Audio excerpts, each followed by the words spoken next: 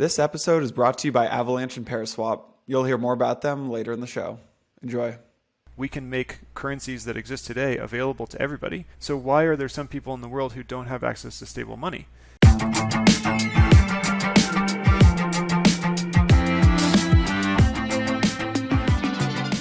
Alrighty, folks, I have a very special episode for you guys today. I am sitting down with Nevin Freeman, the co-founder and CEO of Reserve.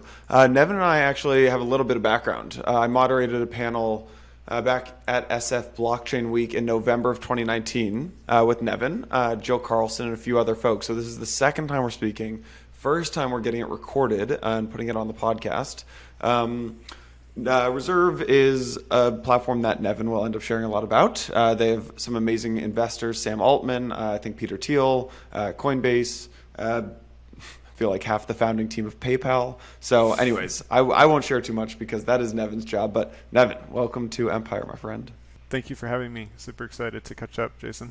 I think let's jump right into it. I was going back and listening to our conversation at SF Blockchain Week in 2019. And one thing that really stood out is just these two kind of uncommon beliefs that you guys have at Reserve. One is we believe that access to a stable currency should be a human right. And the second is we believe that hyperinflation can, with time and persistence, be eradicated. Can you just tell us where those uncommon beliefs come from and why you believe that they're so important?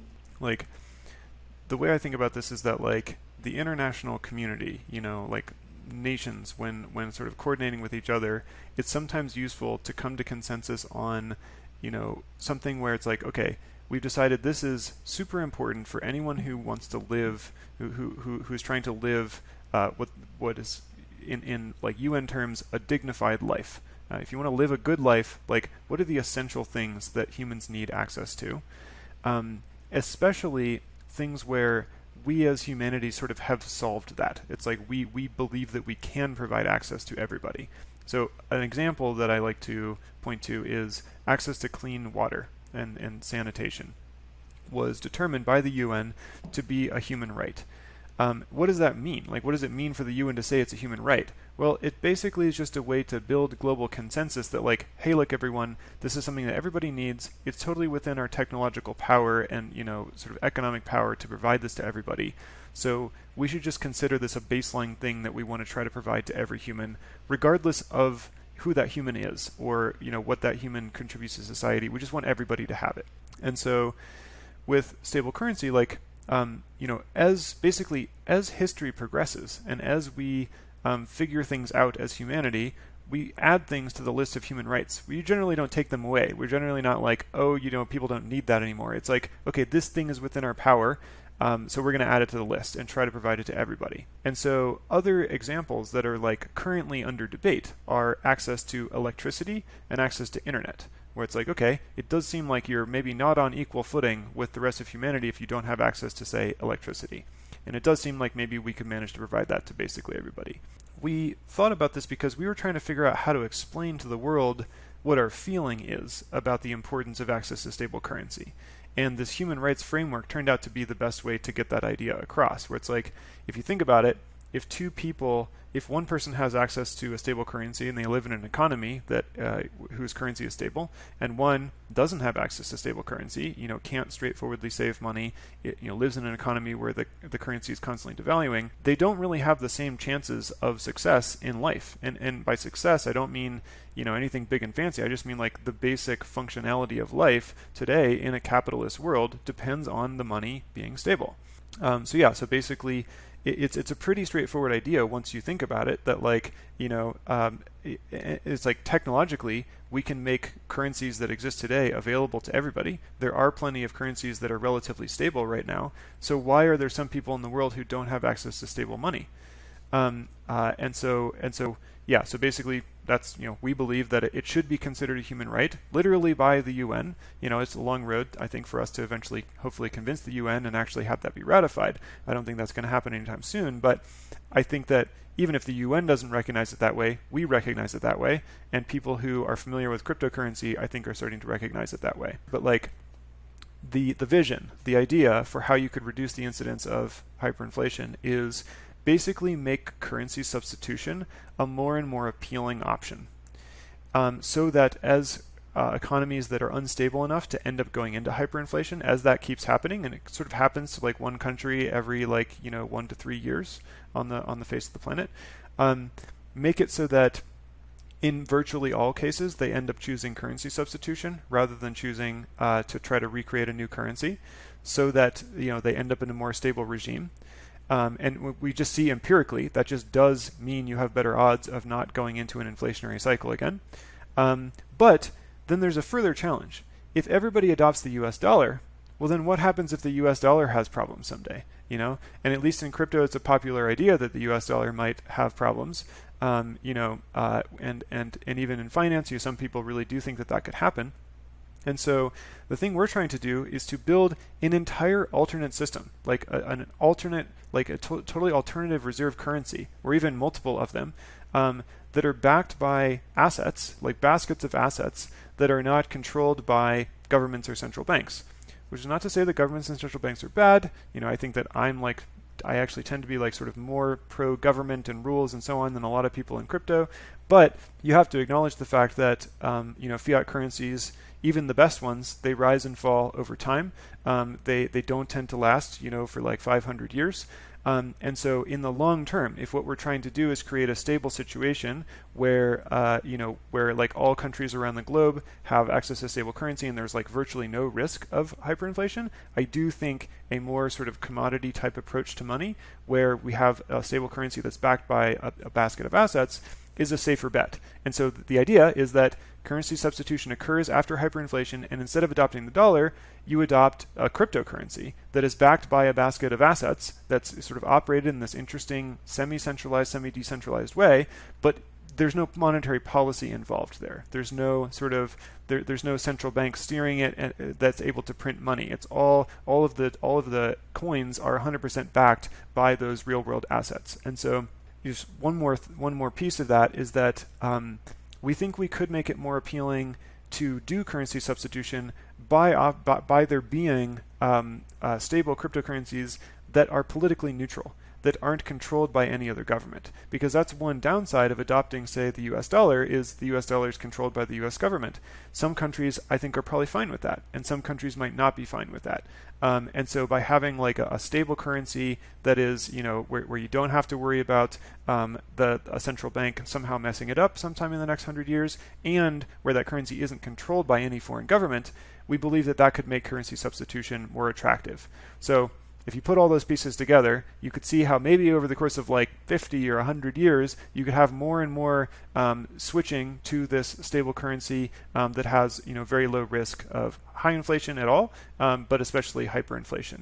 And so that's the really big picture, long-term vision of the Reserve Project. So when you think about a basket of assets, what actually goes in the what goes in the basket? That is the question. That is the question. And yeah, I don't think is this a question that we're trying to solve still, or you guys feel like you have it solved? I don't think we have it solved. And part of the thing is that there's a couple layers to the question.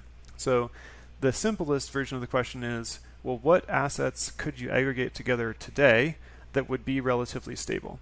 And the answer to that is it's not that crazy. You could aggregate together some government debt or other debt, bonds of various types, even some equities if they're super diversified, and some commodities, precious metals, and perhaps other tokenized commodities that are part of the real world economy. If you build a super diversified basket, it looks pretty good. The challenge though is that a bunch of the things that you would want to include are securities. At least today, they're classified as securities.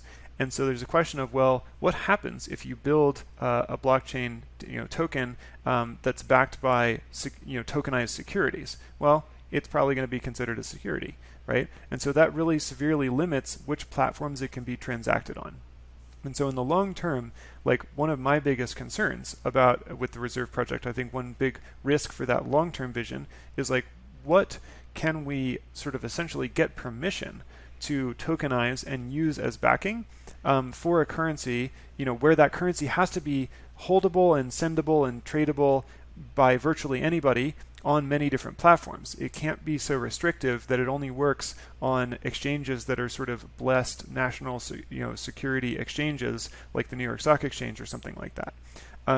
So I think the financial question, it's not that it's easy, it's still a good question of what the basket should be, but the tougher question in my opinion is actually the legal question of, over the next decade, working with regulators, like what can we get accepted, like what would be allowed to be used in this situation. And it's not just a U.S. question, because things can be tokenized in any jurisdiction, right? And so there's a question of what will be tokenized in the U.S., but also what will be tokenized in Switzerland or Singapore or Hong Kong or like all sorts of different places.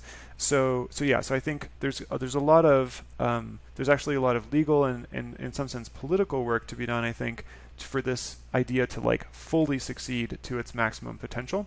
I just want to add one more thing, which is that the approach that we take as the initial founders of the project is not to dictate what that basket should be, and actually we think that the basket needs to evolve over the course of time, because the goal is for it to be stable on like a week by week basis and a month by month basis, but also stable over like a decade by decade basis. And probably there isn't necessarily one basket that if you just had exactly that basket, it would last like 100 years. Like you might actually need to evolve that slowly over the course of time. In fact, I think you probably do need to do that. So another fundamental challenge of the project is like truly decentralized and truly effective decentralized governance to be able to evolve that basket over the course of time. I was going to say, or else you're just becoming the new central bank, and you're Nevin Freeman Right. is the new central banker. Absolutely not the goal. That I certainly don't want that responsibility, and that wouldn't really work for it to be a truly politically neutral and an independent currency. It needs to be something like Bitcoin, where you can study the rules and the logic and see how all of the different actors involved are incentivized, and come to the strong conclusion like, okay, this is going to keep just chugging forward. It's just going to keep working the way that it's been working for the past 10 years in the way that we are all comfortable with Bitcoin. We can tell based on all the incentives and all the mechanisms, it's just going to keep working that way. So that's what we need to achieve with our governance protocol.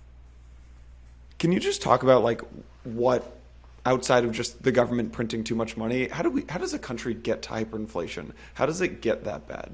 Where every government and central bank prints money. Every government and country experiences some sort of inflation, right? In the U.S., we mark it at 2%. Sometimes it gets up to 4%, then 5%. Some years it's 10% in the past, right? Yep. Where does it get out of control? I'm not a world expert on this by any means, but like we've studied what happened in Angola and we've studied what happened in Venezuela, and those two places have an interesting similarity. They're both countries where their main export is oil. So they basically export oil and like very little else. And then they basically import everything else. Like they do make some stuff in the countries, but a lot of the things, the goods that the country depends on are imported. And so if you look at it from like a whole country economic situation, they're just like sending out oil and selling that for dollars, and then spending the dollars as a country to import the other goods that they need. And so what happened in Angola and Venezuela both is that the price of oil went way down at some point. All of a sudden their oil was uncompetitive on global markets. Nobody wanted their oil anymore.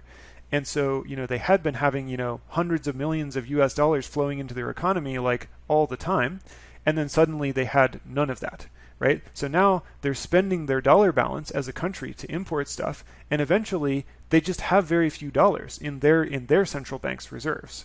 And so you end up with a situation where there's just not enough dollars available, and basically the way to think about this is like the people who are buying the oil, they weren't necessarily directly buying it with that local currency, with the Angolan kwanza or with the Venezuelan bolivar, but they're buying it with dollars, and then those internal companies that are then importing things, they have demand to buy those dollars with that local currency. And so if you sort of like think it all through, basically there is like propped up demand for that local currency in like how this whole cycle works. Well, all of a sudden, if there's no demand to buy any of those exports, that's effectively, it ends up propagating through to like less demand for the local currency, because more and more of that local currency is being spent to buy those dollars from the central bank, but it's not let me break that down because I feel like that wasn't actually clear. The going in the other direction is like if you're the oil company and you're selling the oil for dollars, you're then going to take those dollars and buy the local currency in order to pay your workers and your suppliers and so on. So that those dollars coming in, you're then turning around and you're buying up that local currency at roughly the same rate as local importers are selling that local currency for dollars in order to pay for the things that they need to import. So there's sort of like there's like buying and selling happening every day that's roughly balancing out. Well, if the oil companies basically completely stop buying, but there's still this much selling, then we know what that's like in crypto, right? If everyone's selling Bitcoin and nobody's buying Bitcoin, what happens to Bitcoin? The price of Bitcoin goes down against the dollar. So it's basically like that situation that we're familiar with in crypto speculation, where it's like all of a sudden nobody is buying, everybody is selling, and so basically the currency ends up being massively devalued. So that's what happened, roughly speaking, with the Venezuelan bolivar. It was really based on that situation with being dependent on that single import, and oil becoming uncompetitive led to massive drop in demand, led to devaluation against the US dollar. So like mechanistically speaking, and that sort of thing happens in other countries, but like, why does hyperinflation occur? Sometimes it can be just from the government overprinting money. So it's not always the same thing. But that's at least a situation that our team is familiar with. One of the interesting things about owning Bitcoin is that it kind of creates it's a kind of paradigm shift or just like a mental shift from a spending mindset to a saving mindset, right? As soon as you start allocating and holding more and more of your wealth in Bitcoin, I think you start saving more and more than ever before. One of my friends, he's probably 50 years old. He's been giving his kid Bitcoin for his allowance for like 5 years. Kid's probably like 17 years old.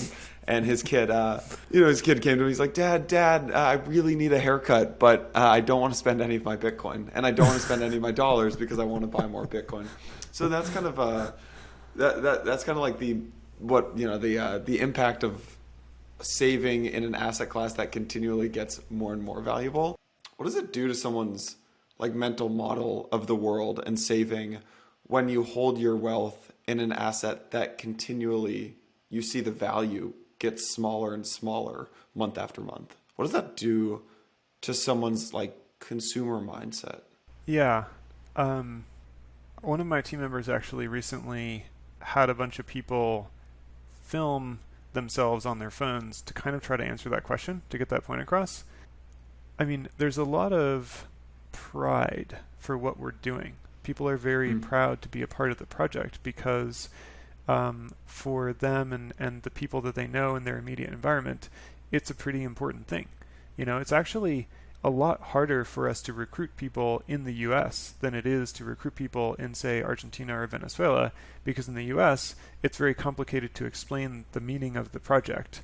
And, if someone joins, their friends and family won't necessarily appreciate what they're doing. There's sort of like a whole barrier to understanding it. Whereas in those countries, it's like one of the coolest things you could work on, because like, holy crap, we could actually, solve this problem for potentially millions of people.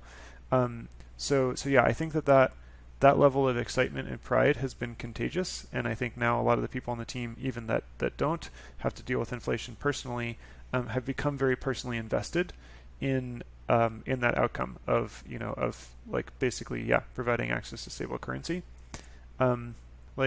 Another thing though that I want to make clear here is that some people, and I think I was guilty of this myself at the beginning, it's like you maybe think of a country that has such currency issues, and you see these headlines about like Venezuela, where it's like a huge portion of the population is in poverty and so on, and that's true. There is massive poverty, like that is a big issue, but every country has a spectrum of people in terms of the level of wealth and the lifestyles and so on. And so, it's like you might think of you might hear these stories about Venezuela and be like, oh, Venezuela must be such a backwards, developing place. It's like, well, Venezuela actually was like a booming economy for a really long time. They have, tons of infrastructure, because they just had so much money flowing in from all the oil. They had an enormous GDP. So it's actually like a really well-educated population, with like tons of developed infrastructure, and there is like a wealthy class of people that have tons of money, and so I think it's also important when we're talking about like the terribleness and the fact that there is a lot of poverty to also remind people that there's also tons of wealth and tons of infrastructure in these countries, and there's a lot of functionality as well, and it's like, yeah, it does emotionally suck, I think, but also like people are very resilient and find ways to get by. It's not like we're coming and we're the first solution. It's like, no, people have been figuring out solutions for a long time. We're taking some parts of it to the next level in a way that is really important and meaningful for some people, for sure. But it's not like we're the savior and they hadn't figured it out before.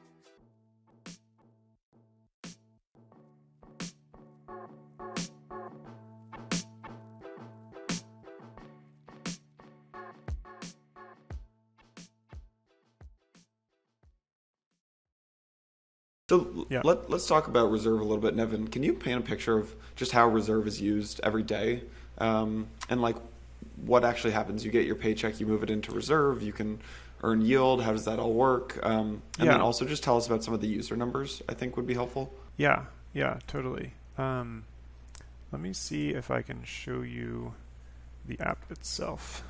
Switch to YouTube. All right. So basically we've built an app that is a simple dollar account. This interface for sending money, very straightforward. I could send $1, I tap send, put in a person's username within the Reserve ecosystem to transfer it. I could also do like a QR code payment. So that's pretty straightforward. The thing that is so cool, and I should just clarify for anyone who's curious. So this is like currently a cloud custody stablecoin wallet, right? So we are holding the stablecoins right now, and the user just has a balance in our database and they can transact in that database. We are going to transition to users holding their own keys and transacting on chain, but that has to be done on a sidechain or a layer 2 because we're based on Ethereum, and the Ethereum gas fees would just be infeasible for our users to pay. So we've solved that for now by doing cloud custody, and we'll solve that in the future with like layer 2 or sidechain. But the thing that we've built in this app that's so cool is you can deposit or withdraw. That's what these two words say on these buttons. in a bunch of different ways.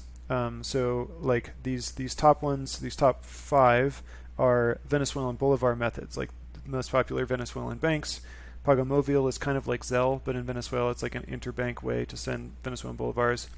Argentine pesos, their banking system's fully connected, so we just have like one payment method there, and that works with any Argentine bank. Banesco Panama, so you can do like US dollar transactions in the Panamanian banking system. You can make an ACH withdrawal in the US. You can get dollars sent to your American bank account, like as a business or an individual, and that's a popular activity. We connect Uphold. Colombian pesos are like Argentina, so like any Colombian bank, you can transact in and out pretty easily. And then we have these different crypto options. So you can do, reserve stablecoins on chain, of course, but then Bitcoin, Tether, USDC, and DAI.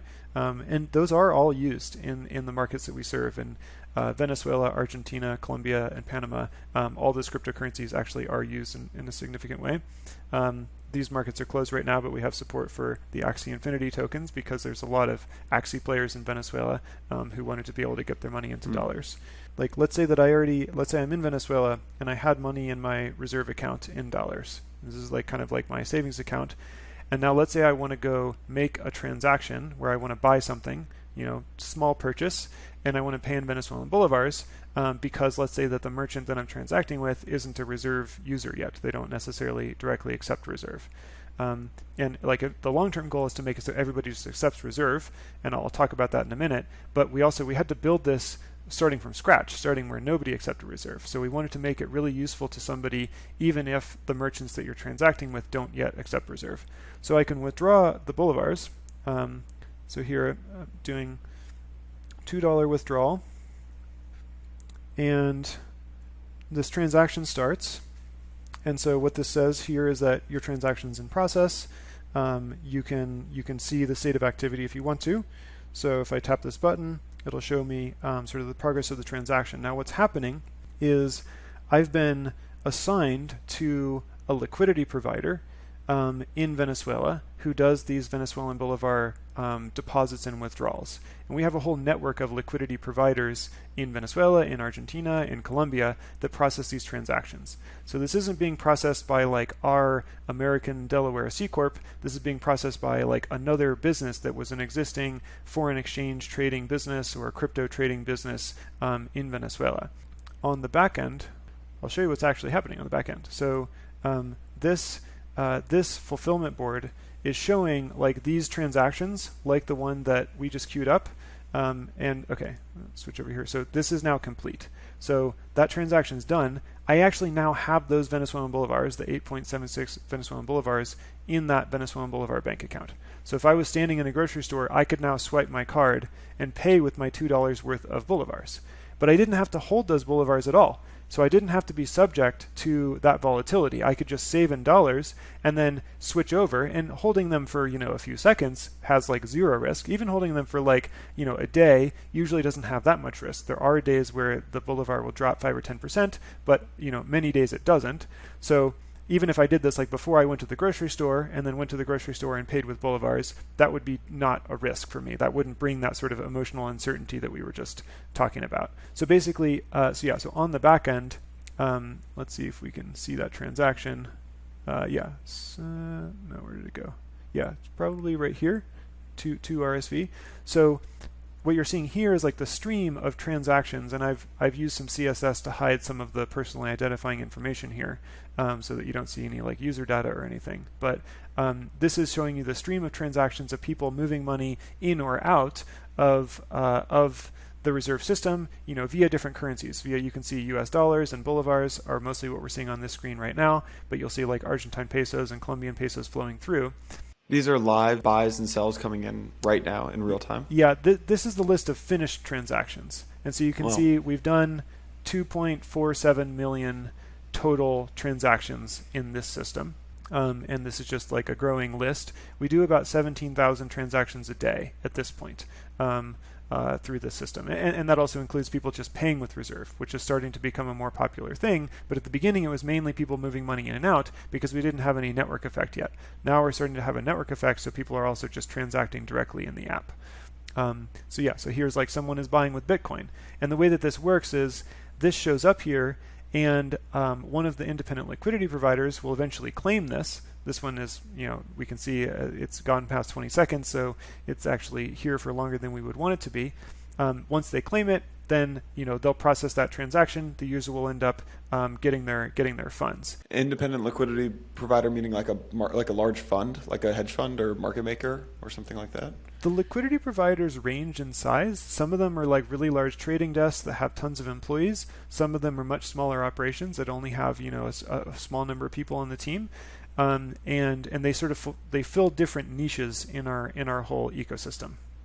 Yep. This is fascinating to see the back end. So yeah, so basically, so now that transaction has completed. I have less money in my account, and then like I said, more and more people are paying directly with Reserve. So now I think we just hit 8,000 merchants, mainly in Venezuela, that will directly accept Reserve as a form of payment. So there, I could go just, basically open up my QR code scanner and, here we are looking at just scan a QR code and pay directly in the store. 350,000 people have created Reserve accounts. And that's, Venezuela is the biggest, but Argentina and Colombia are picking up steam as well. In Colombia, people often transact with people in Venezuela. In Argentina, similar, but there's also high inflation problems there. So it's like a little over 100,000 people actually visit the app on a weekly basis. And then when we look at the ones that are like the most financially active, it's like, these numbers are a little out of date, but it's a little over 55,000. And in terms of like the amount of usage, we see about $19 million worth of transactions per month done by consumers, and about $43 million worth of transactions per month done by businesses. And so, and the businesses make up a much smaller portion of the total user population, but they're doing a larger total dollar value because they're doing sometimes these large currency transactions. They might get a bunch of income in their local currency, and then they turn around and buy, dollar stablecoins. Sometimes they hold those dollar stablecoins. Other times they withdraw those to their American bank accounts that they had already set up, because it's sort of like a lower friction channel to do some of that Forex that they're already used to doing. And like I said, I think we just surpassed 8,000 merchants who are directly accepting payments. So that's what we're most excited about, is like in some cities in Venezuela, like sometimes maybe more than half of the places you shop, you can just directly pay with Reserve. And we really want to keep growing that and get to the point where you could just live your life entirely in dollars. You don't actually have to use this fancy system we've built to go back and forth all the time. And like one example case is there's like a food delivery app that you can pay with Reserve for, it's kind of like Uber Eats, but then they also pay all of their drivers directly with Reserve via this like beta payroll product. So I'm really, really excited to start to see it's circulating, and like people are starting to ask for this other tools to do more advanced operations and so on. And so that's really what we're trying to do. And like the reason why we decided to build this app, because like we didn't start off planning to build an app. We started off as just like a pure crypto project. Like, we're going to make this stablecoin, it's going to be awesome, and then people are going to use it in like other wallets and exchanges and stuff. We decided to build the app because there wasn't anything built for people using crypto as money. Like, everything is built for crypto as speculation. And you can kind of reuse those tools for crypto as money, but like there wasn't a great liquidity channel in a place like Venezuela, and there wasn't like a great app for like a normal person who doesn't want to be a speculator to just have a dollar account. So like I'm super personally excited about building out those other pieces of using it as money, like payroll, and like doing your accounting and like all those things that are kind of boring, but they're actually necessary for like running a business or organizing your personal finances and so on. Why does the government in a place like Venezuela let this happen? Well, it actually goes back to an earlier part of our conversation, where oftentimes like capital controls are not necessarily there to prevent people from holding foreign currencies. They're there to prevent the central bank's foreign currency balance from running low. And so like parallel currency exchange is often tolerated. And like in the case of Venezuela, so that's part of the answer. Maybe a better, like more important part of the answer in, say, Venezuela is that the government has actually kind of accepted and embraced dollarization. Like the the leader of Venezuela has on record, like said literally the phrase, "Thank God for the dollarization," because it's really has started to help turn around the Venezuelan economy. Like things were really looking grim. Millions and millions of people have fled the country, many of them literally on foot, because they just were completely destitute and they were like, there's nothing for me here. I just have to leave. So, these days, a huge amount of transactions happen in cash US dollars in Venezuela. In many cities, more than half of the transactions happen in cash US dollars. And so we're basically, we are potentially accelerating that trend. But it's like the country is already in a situation where it's probably the right move to at least temporarily accept currency substitution, maybe even indefinitely. That will be a choice they have to make. And so for us to come in and offer a digital way to transact in dollars, that's good for the people. That's good for the economy. And, and the currency is already, has already been devalued so far that like at a certain point as a government, even if that's not what you wanted to have happen at the beginning, maybe you were resistant at the beginning, you eventually get to a point where it's like, okay, the economy needs to work. The people need to be okay. And so you don't necessarily stop people from using foreign currencies at that point. So yeah, I mean, it remains to be seen what happens in the long term. They haven't completely abandoned the Venezuelan bolivar. Maybe it's not their intention to ever do so. I don't know what will happen. And so it could be that, there ends up being a monetary policy conflict at some point. But at least locally speaking, there are starting to be more and more ways to transact in dollars and US dollar stablecoins in Venezuela. And that's actually been relatively accepted. There's one last part of the equation, which is Venezuela is actually, in a sense, the most pro-crypto country in the entire world, because they actually were the first to release a state-backed cryptocurrency. And when they did that, they actually created crypto regulation, and they actually narratively said, basically, we're going to be the crypto country. Like we're launching this cryptocurrency. I think you've maybe even talked to Gabo Jimenez, who's on our team, who was involved in that project. So you know that story, and maybe reviewers know that story. It's a crazy story. But one effect of that was that they basically said that, we welcome Bitcoin, we welcome Dash, we welcome all cryptocurrencies. And so, a dollar stablecoin, it's kind of interesting. It's like, well, if you're anti-dollar but you're pro-crypto, what is your stance on a dollar stablecoin? The answer so far has been they're tolerated. I guess you could see a world where half of the population has their savings account in a stable coin. Half the population has their savings in the Bolivar.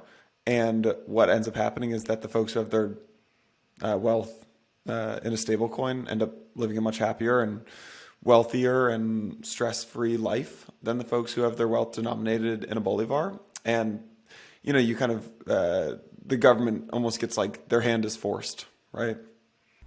Right. Yeah. And it's one thing there is that like the wealthy people and sophisticated businesses in Venezuela, they've moved all of their money into US dollars in American bank accounts a long time ago. So a huge amount of the wealth of savings in Venezuela is already dollarized. And this is kind of making that accessible to ordinary people who don't have, the time or budget or even immigration permission to travel to the U.S. to open an American bank account, right? Because sort of like the 1% in Venezuela, they all have American bank accounts, and they transact back and forth between each other with Zelle, just sending dollars back and forth from their American bank account to American bank account. But you can't do that. You can't just open a Zelle account from Venezuela without traveling to the U.S. and like having a U.S. address and so on. So yeah, we're basically taking that pattern and making that accessible to everybody else in the country, which is, I think, a good thing. It's the government might actually just not really have a problem with that. So if this ends up working, Reserve will become one of the largest banks in Venezuela. Yeah, but it won't be a bank. Bank accounts, I guess bank accounts, places where people hold their checkings and save their wealth. Yeah, it really could. And, it's like we're early on, but there are there've been several weeks where it's the most downloaded financial app in the country.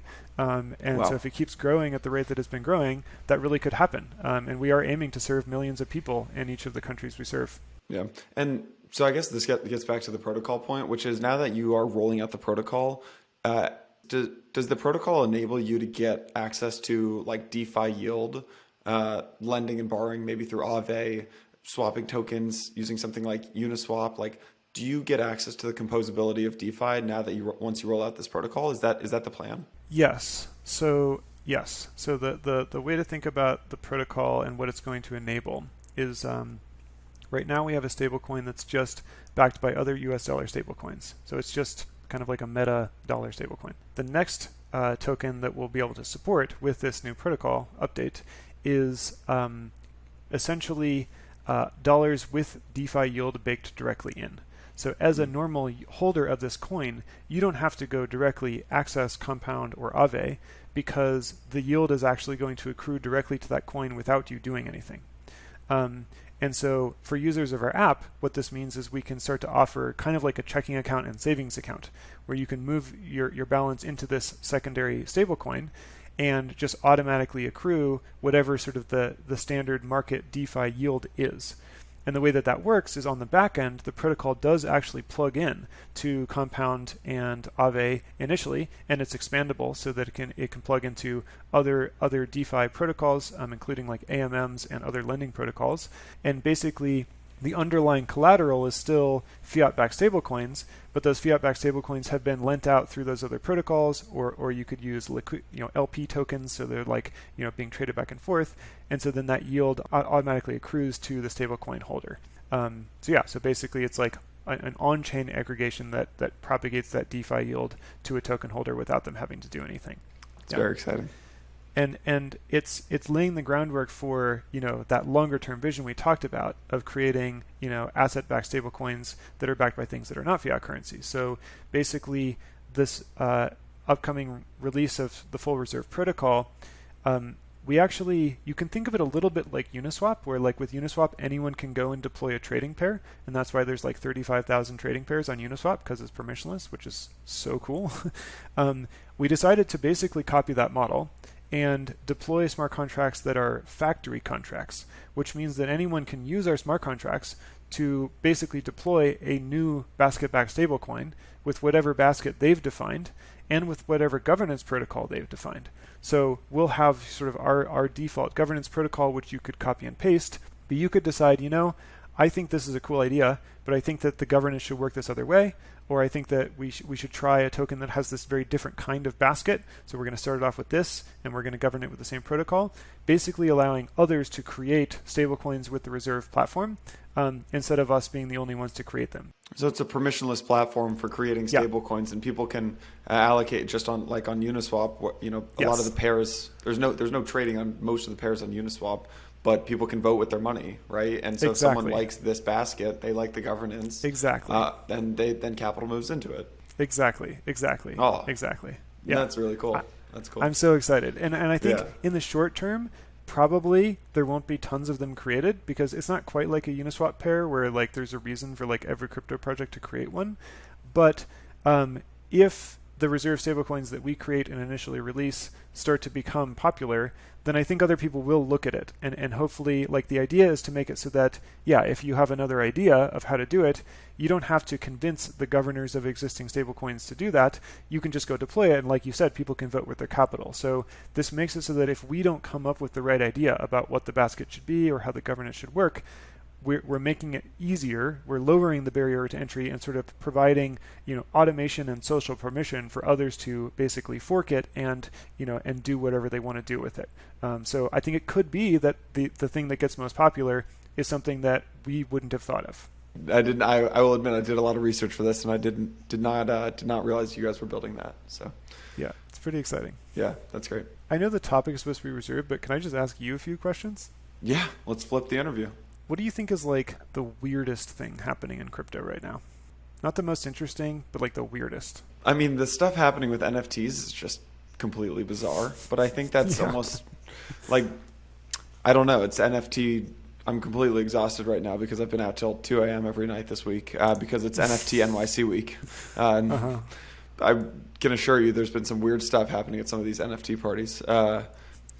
But no, like on a more real note, like I think I would call all of crypto really weird, and I think it's why it makes it so interesting. And so like I think what's weird is like I've been speaking to some founders of some like pretty tier 1 crypto companies, and they're thinking about doing some weird things like turning their company into a DAO because they're worried about the regulatory crackdown that's going to happen over the next several months. And these are like massive crypto companies that have been around for several years.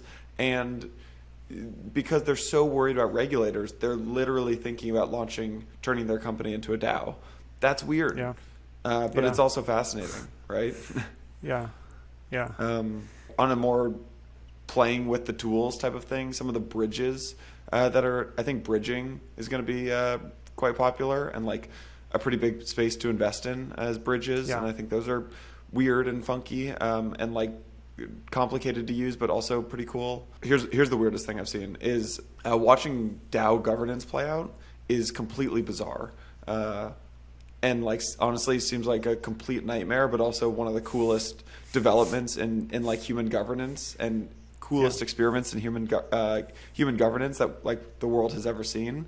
Complete nightmare, also so much potential. So that's what I'm spending like my weekend hours doing is like messing around on these Discord channels and being like, oh my God, this is completely absurd.